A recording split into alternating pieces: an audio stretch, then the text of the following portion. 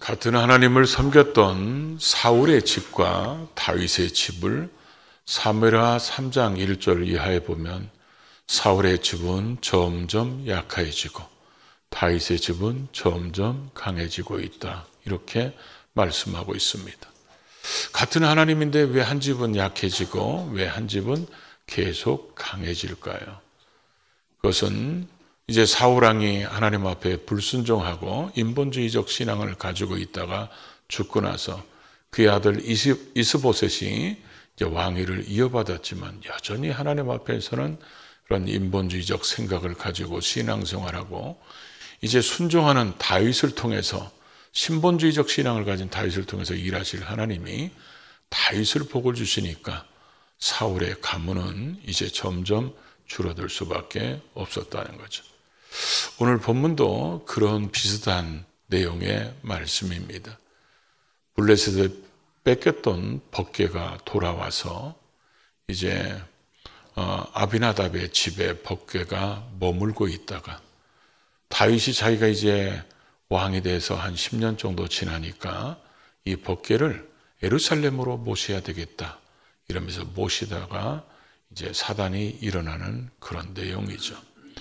그래서 성경에는 이 궤, 법궤, 언약궤 이런 이름들을 16가지나 사용해서 법궤를 표현하고 있습니다. 그리고 이런 16가지 이름이 성경에 194회가 기록될 정도로 법궤에 대한 많은 이야기들이 나오는데 당시 법궤는 하나님의 임재를 상징하는 그런 모습들이었죠. 그래서 그거를 옮기다가 결국은 낙원의 타작마당에서 소들이 띄므로 결국 그 띄어서 이제 결국은 법궤가 땅바닥에 굴르게 생겼으니까 그걸 붙잡았던 웃사가 현장에서 죽게 됩니다. 그걸로 인하여 모든 사람들이 다 두려워할 때 그때 오베데돔의 집에 그 법궤를 3개월 동안 머물게 됐는데 오랫동안 하나님을 섬겼던 법궤를 보셨던 아비나답의 집에는 단 한 번도 복 받았다는 얘기가 안 나오는데 짧은 3개월을 모셨던 오베데돔의 집에는 하나님께서 복을 주셨다는 말이 여러 곳에서 여러 번 등장하고 있다는 것입니다. 우리는 신앙생활 하다 보면 어떤 신앙에 좋은 모델이 있고 또 나쁜 모델이 있을 수 있습니다. 우리는 이 오베데돔의 집과 또 이 아비나답의 집을 보면 우리의 신앙생활이 어떻게 해야 되는지를 볼 수 있는 좋은 모델일 수 있습니다. 우리가 똑같이 이렇게 같이 하나님 앞에 예배드리고 또 같이 예배를 드려도 어떤 사람은 아멘도 하지만 어떤 사람은 아멘 안 하잖아요. 같이 예배드려도 그러다 보니까 복을 받으면 하나님이 물론 복의 차이는 조금씩 있을 수 있지만 다 복을 받아야 되는데 어떤 사람은 복을 받고 어떤 사람은 못 받았다는 것입니다. 오늘 그 이유가 무엇인지에 대해서 이 두 집이 우리에게 보여주고 있다는 것이죠. 그래서 이 두 집을 보면서 우리의 신앙을 돌아보고 또 우리의 신앙도 하나님 보시기에 복 주시고 싶은 그런 신앙생활하는 저와 여러분 모두가 될 수 있기를 주의 이름으로 축복합니다. 먼저 첫 번째로 우리는 신앙의 연륜, 연수, 길이 이거 아주 중요합니다. 그래서 나도 섬기지만 우리의 자자손손이 하나님 섬기면 그것처럼 좋은 게 어디 있겠습니까? 그러나 그거보다도 더 중요한 것은 신앙의 질. 그러니까 하나님 앞에서 너희의 마음을 다하고 힘을 다하고 뜻을 다하여 주 너희 하나님을 사랑해라 이랬을 때 다 하라고 그랬는데 까이껏 대충 이런다면 그거는 하나님 앞에서 복 받을 수 있는 모습이 안 된다는 거죠. 오늘 그걸 보여주고 있다는 거죠. 법궤가 오늘 사무엘하 7장에 보면 7장 1, 2절에 보면 특별히 그렇게 말씀하고 있죠. 이 법궤가 기럇야림에 있는 이 아비나답의 집에 20년 동안 오래 있은지라 이렇게 표현하고 있어요. 근데 우리가 성경을 쭉 이렇게 역대상이나 이런 데 같이 쭉 읽어보면 저 집에 법궤가 20년 동안 있었던 게 아닙니다. 저 20년 동안 있었다는 말의 의미는 뭐냐면 사무엘이 이제 사역을 시작했을 때 사역을 시작했을 때 이미 법궤는 저 집에서 20년 동안 있었다는 얘기죠. 법궤가 전쟁에서 블레셋한테 뺏겼다가 블레셋 사람들이 자기 신전마다 갖다 놓는 데마다 다 뒤집어 놓잖아요. 법궤가 갖다 놓는 데마다. 그래서 자기들이 어쩔 수 없이 이게 진짜 하나님이 그런가? 그래가지고 수레에다 실어가지고 베세메스로 보내는 거 우리가 알고 있죠. 그렇게 보내서 도착해가지고 사람들이 이 법궤를 모신 것이 기럇 여아림의 이 변방에 있는 전방에 있는 블레셋과의 경계에 있는 이런 아비나답의 집에 모셨는데 사무엘이 활동하기 전에 20년 동안 모셔놨고 사울왕 때는 법궤를 찾은 적이 없습니다. 하나님 앞에 물어본 적도 없고 그러다 보니까 사울왕이 40년 동안 왕이 있었습니다. 그럼 사울왕 40년 그리고 다윗왕이 지금 법궤를 옮기려고 그럴 때 다윗왕이 왕이 된 지 10년째입니다. 그러니까 저 집에 실제적으로 머무른 법궤의 기간은 몇 년이에요? 70년입니다. 70년 동안 법궤를 모셨는데 하나님이 그 가정에 법궤를 모심으로 복을 줬다. 이런 말이 성경에 한 번도 등장하지 않는다는 거예요. 오히려 그 법궤를 옮기다가 저 법궤가 저 아비나답 집에 머무를 때 사람들이 그의 아들인 엘르아사를 거룩하게 구별해서 그 일을 하게 만들고 나중에 법궤를 옮길 때는 앞에서 아요가 끌고 뒤에서 이제 우사가 따라오는데 이 두 사람은 아마 이 아비나답 그 다음에 엘르아살의 아들들 그러니까 아비나답의 손자였을 겁니다. 손자였던 이들이 법궤가 땅바닥에 떨어진다고 그거 붙잡다가 현장에서 직사하는 일이 벌어졌어요. 이런 모습은 성경에 나왔지만 이 가정에 복을 받았다는 내용은 성경에 안 나온다는 거예요.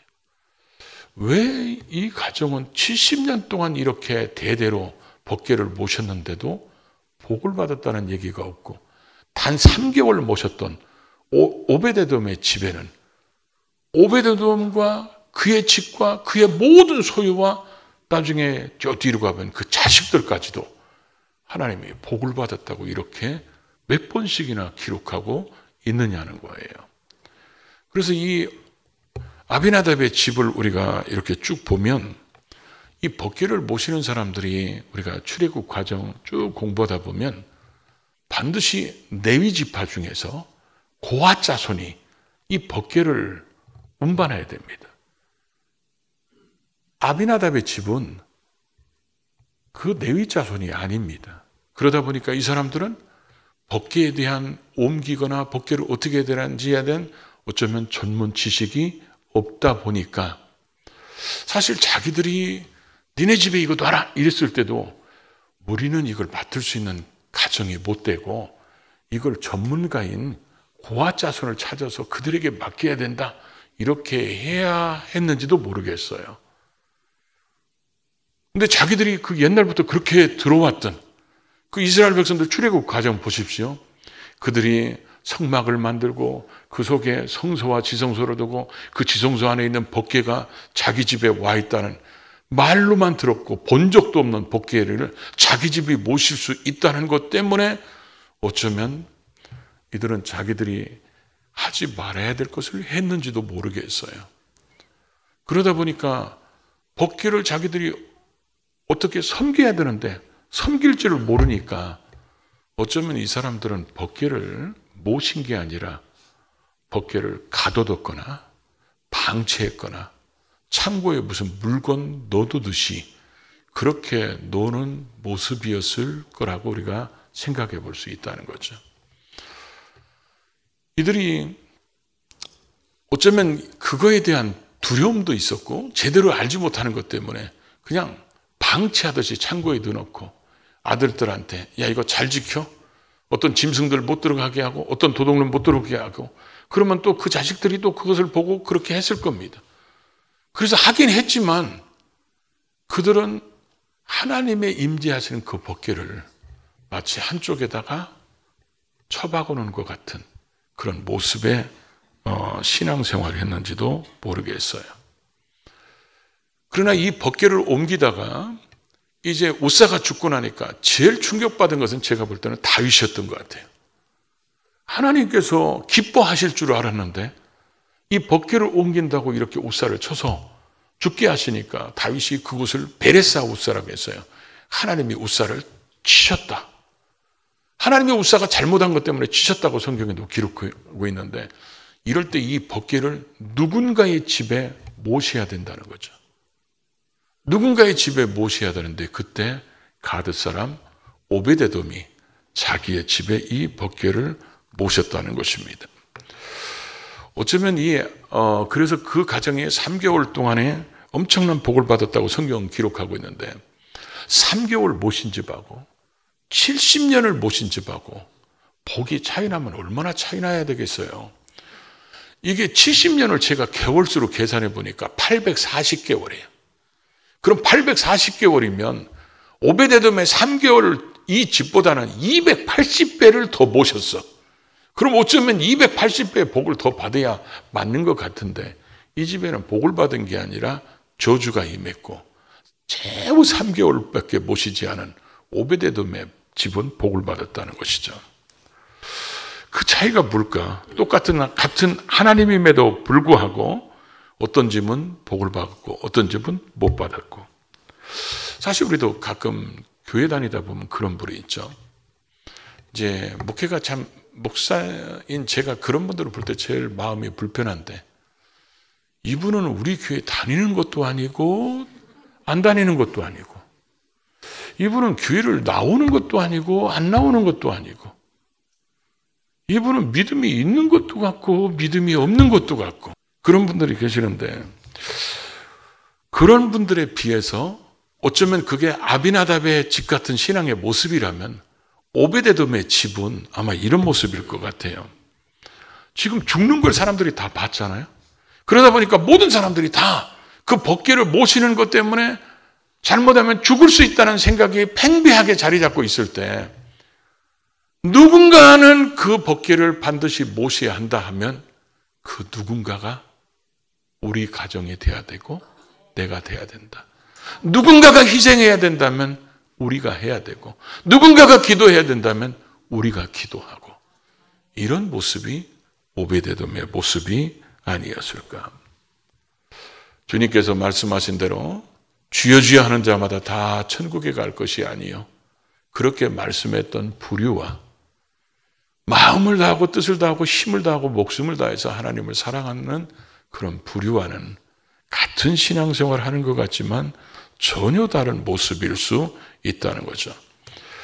신앙생활을 오랫동안 교회를 다니는데도 문턱만 밟고 다니는 사람과, 주님이 나를 위해서 죽으시고 부활하셨다면 내 인생은 주님께 드리면서 살아야 되겠다, 이런 사람과 신앙의 질이 같을 수는 없다는 거죠.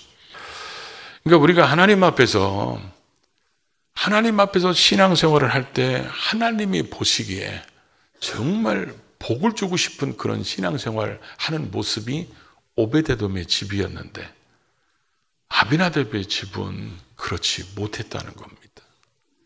그러니까 우리는 신앙의 연륜을 자랑하는 것보다도, 그것도 중요하지만 그것보다는 얼마나 하나님 앞에 진심으로 헌신하는지, 그 신앙의 질적인 차이에 하나님이 인정하는 신앙이 되어야 한다는 거죠. 이런 말씀을 들으면 여러분은 아비나답 집의 스타일을 많이 닮은 것 같아요? 오베데돔의 집의 스타일을 많이 닮은 것 같아요? 물론 속은 오베데돔이라고 하겠죠. 근데 주님이 보실 때 어쩐가 그게 이제 중요하죠. 두 번째는 이 말씀을 쭉 읽다 보면 이런 생각이 들어요. 법궤를 모시는 순간부터 말씀의 부재 현상이 나타나요. 이 아비나답의 집에서부터 그의 자녀들까지, 심지어 다윗까지도 그런 현상이 나타납니다. 이 아비나답의 집은 이게 법궤를 전문으로 다룬 사람들이 아니기 때문에 거기에 대한 지식이 없을 수 없으니까 어쩌면 그냥 방치하듯이, 그냥 보관만 하듯이 물품 창고에 넣는 것처럼 그렇게 할 수밖에 없는 모습이었을 겁니다. 그런데 다윗이 왕이 돼서 10년이 돼서 이 법궤를 옮기는데, 다윗이 누구하고 1차 실패하잖아요. 실패할 때 누구하고 상담하냐면 천부장, 백부장을 오라고 그래가지고 야, 이 법궤를 이렇게 옮겨야 되니까. 근데 다윗이 그 마음은 이해는 돼요. 왜냐면 여기가 지금 블레셋하고 우리로 하면 최전방이야. 그러다 보니까 전에도 블레셋한테 뺏긴 적이 있으니까 또 이거 가져간다고 그러면 또 소문날지 몰라서 또 쳐들어올지 모르니까 군대를 동원합니다. 그래서 법궤로 옮기는데 다윗이 군대를 3만 명을 동원해요. 3만 명을 동원해서 법궤로 오는데 생각해 보십시오. 법궤를 헌거에다 나르면 되겠냐? 하나님 법궤인데. 그러니까 새 수레에다 법궤를 실어가지고 옮기는데 그게 낙원의 타작마당에 오니까 그게 뛰는 바람에 우사가 잡았어요. 이 고아 자손들조차도 반드시 법궤는 어깨에 매야 되고 그 법궤를 손으로 만지면 죽어요. 고아 자손들도. 그러니까 그 누구도 법궤를 손으로 만지면 안 돼. 그게 하나님의 명령이야. 근데 이들은 땅바닥에 굴러 떨어지는 것보다는 붙잡는 게 훨 낫잖아. 인간적인 생각이, 하나님 섬길 때 인간적인 생각이요, 그럴싸해요, 다. 그러니까 우리가 속아 넘어가는 거야. 우사의 입장에서는 그렇죠. 그러면 하나님의 법궤가 속아 날 때 가지고 땅바닥에 뒹구는 것보다도 나라도 붙잡는 게 낫지. 그래도 내가 동작이 잽싸니까 이렇게 막은 거지. 이렇게 얘기할 수 있겠죠. 근데 죽었어요. 왜 그러냐? 수레에다 실으면 안 되거든요. 그걸 만지면 안 되거든요. 나중에 이게 실패하고 나서 다윗이 두 번째 이 법궤를 오베데돔 집에서 옮길 때는요, 누구하고 상의하냐면 레위 자손들, 아론의 자손들 중에서 지금 현재 대제사장으로 하고 있는 사독하고 상의를 합니다. 그래서 이런 사람들, 이런 일에 관계된 사람들을 불러다라고 상의해서 그래서 옮깁니다. 그러니까 다윗도 말씀에 부재였고 이 아비나답의 집에도 말씀에 부재했어요. 이건 뭘 가르치냐면 신앙은 내 생각대로 하는 게 아니고 하나님 말씀대로 따라가는 거라는 거예요. 우리는 신앙생활하다 보면요, 신앙생활의 기준이 자기인 사람들이 있어요. 제가 목회 초년병 때 제가 본래 이렇게 좀 무서워하는 건 본래 없지만 뭐 하나님 왜 누구를 무서워하겠어요. 근데 제가 진짜 무서워하는 사람들 한 사람이 있어요. 그 종류가 누구냐면 자기의 알고 있는, 자기가 가지고 있는 이 신앙이 딱 굳어져 있는 사람들. 이런 사람들은 아무리 말씀을 가르쳐도 내 생각하고 안 맞아. 하나님의 말씀인데도 내가 아는 거하고 안 맞아. 이게 너무 강한 거예요. 그래서 제가 처음에 그 권사님들, 집사님들 이렇게 신방하면서 이분들하고 얘기하다가 나중에는 제가 습관이 하나 붙은 게 있어요. 그 습관이 뭐냐면 그거 성경 어디 나옵니까? 그러면 이분들이 꼭 뭐라고 하냐면 그 어딘가 나올 거야 아마. 그런데 그 어딘가가 없다는 것에 문제가 있는 거예요. 그 왜 그러냐면 이분들은 오랫동안 우상 숭배하다가 와가지고 신앙을 기본적으로 지금처럼 막 세가지 공부 잘하고 막 제대로 가르침 받고 이러지 않으다 보니까 주소들은 하나님, 습관에 밴 우상, 이게 합쳐진 신앙들이 많아요. 이렇게 가지고 신앙이 굳어져 버린 사람들은요, 그걸 가지고 다른 사람을 비난하고 비판하고 그런 신앙 가지고 그게 옳다고 생각하니까 뭔 얘기를 해도 들으려고 그러네요. 그래서 그분들이 제일 무서워요. 혹시 옆에 쳐다봐요. 그분인가? 우리는요, 아무리 내 생각이 옳다고 해도 말씀이 아니면 내려놓아야 돼요. 아무리 우리가 하고 싶어도 말씀이 아니다 그러면 우리는 포기해야 맞는 게, 이게 말씀을 따라가는 것이 신앙이지. 지금 이 사람들 보십시오. 이 사람들이 지금 인간적인 방법으로 한 거는 멋있잖아요. 헌수레가 어떻게 모세요? 그래도 최소한 세 수레는 돼야지. 그리고 땅바닥에 구르는 것보다는 붙잡는 게 훨씬 낫고. 그러니까 예수님께서 고난사역에 대해서 처음으로 말씀하시니까 마태복음 16장에 베드로가 뭐라고 그러죠? 주여 절대로 그리하지 마옵소서. 이 일이 결코 주에게 미치지 않을 것입니다. 그랬더니 주님이 뭐라고 그래요? 야, 너 인간성, 너 같은 사람 없다. 이렇게 칭찬한 게 아니라 사탄아 물러가라 그러죠. 그러면서 뭐라고 그러죠? 네가 하나님의 일은 생각하지 않고 뭐요? 사람의 일만 생각한다는 거예요. 신앙생활이 정말 위험한 게 뭐냐면 내 생각으로 신앙생활하는 거예요. 말씀 따라가는 것이 신앙인데 그러다 보니까 우리는 나도 모르게 어느 날 내가 만들어 놓은 복음서가 있어요. 그걸 지가복음이라고 그러잖아요. 그게 언제나 내 신앙의 기준이 돼버려갖고 지가복음 1장 1절에 누가 썼는지는 모르지만 이렇게 써 있어요. 나의 뜻은 곧 주의 뜻이다. 이게 거꾸로 돼야 올바른 신앙이거든요. 하나님의 뜻에 내 뜻을 맞추는 게 이게 신앙인데 내 뜻에 하나님을 맞추는 거예요. 이런 모습이 되면 절대로 하나님 앞에 신앙의 연륜이 아무리 길다고 해도 하나님이 복 주실 수 없다는 거예요. 그래서 신앙은 이들의 모습을 보면서 내 생각대로 하는 게 아니고 하나님 말씀대로 하는 것이다. 그래서 이 세 번째를 또 보면 하나님이 이런 자들에게 주시는 복, 이걸 놓치는 가정이 있고 누리는 가정이 있다는 거죠. 그래서 이 아비나답의 가정은 70년 동안 섬겼지만 그 복을 놓쳤고 반면에 오베데돔의 집은 그의 집과 그의 모든 소유물에 복을 주셨다. 이걸 성경에 여러 곳에서 여러 번 기록하고 있고 역대상 26장을 읽다 보면 이 가정에 하나님이 복을 주신 것이 뭔지를 기록해 놨어요. 그 중에 하나가 오베데돔에게는 자손의 복이 주어지는데 오베데돔의 자손이 몇 명이라고 기록되냐면 62명이라고 기록되어 있어요. 힘도 좋아요. 그래서 오베데돔이 자식이 번성하는 그런 복을 받았고 두 번째로는 그 자식들에 대해서 성경은 또 뭐라고 쓰냐면 다 능력이 있고 그 직무를 잘하는지라 이렇게 써놨어요. 그 얘기는 뭐냐면 탁월했다는 것입니다. 탁월했고 이들은 재물의 복도 누렸고 그리고 가장 중요한 하나님의 성전을 지키는 그 사역의 사역자들도 쓰임받는 사람이 됐다는 것입니다. 법궤는 하나님의 임재를 상징한다고 그랬죠. 그래서 법궤를 잘 모셔야 되는데 70년을 모셔도 복이 임하지 않았고 3개월을 모셔도 멋진 복을 받는 이런 가정의 차이점, 우리가 깊이 새겨야 한다는 것이죠. 요즘에 제가 이제 새가족 우리 등록하거나 뭐 운양도 그렇고 방화도 그렇고 새가족 등록하거나 그랬을 때 교족부를 쓰거나 때로는 신방할 때마다 제가 꼭 물어보는 말씀이 있어요. 그게 뭐냐면 신앙생활을 얼마나 하셨습니까? 그러니까 어떤 분들은 모태신앙으로 써놨어요. 어떤 분은 막 40년, 50년 써놨어요.